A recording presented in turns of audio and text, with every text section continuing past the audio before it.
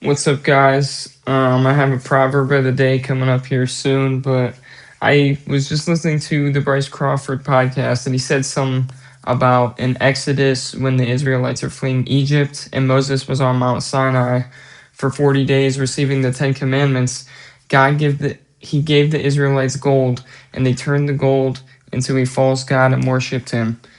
And he was saying in the podcast, we always say when we're reading the Bible and as Christians, oh, I would never do that to God. And I was thinking, like, yeah, like, why would they do that? That's pretty stupid. But then he brought up a good point. We always pray to God asking to receive something. And then usually when we do or don't get it, we turn our back on God. We're like, God, please give me a girlfriend. You get a girlfriend, you don't talk to God anymore. You're praying for, oh, God, please just let me pass this test. You pass the test, don't talk to God anymore. You go drink and celebrate. Like, it's these things that we pray to God and we ask for something. We're like, God, after you give me this, I will worship you. And then we do the exact opposite.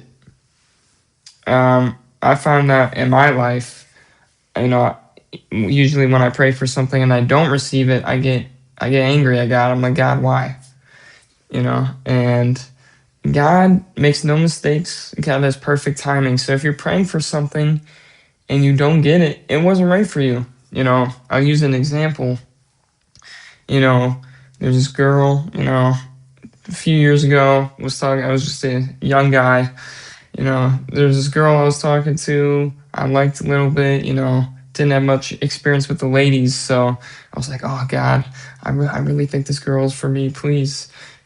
This would be amazing if I could just get this girl's my girlfriend. And then obviously things didn't work out. I was upset. I was like, God, why, dude?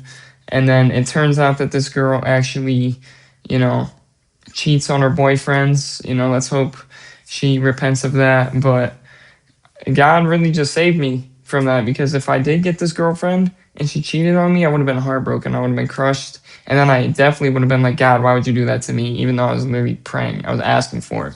So guys, God makes no mistakes. He's perfect. His timing is perfect, and it's important that we just trust in him.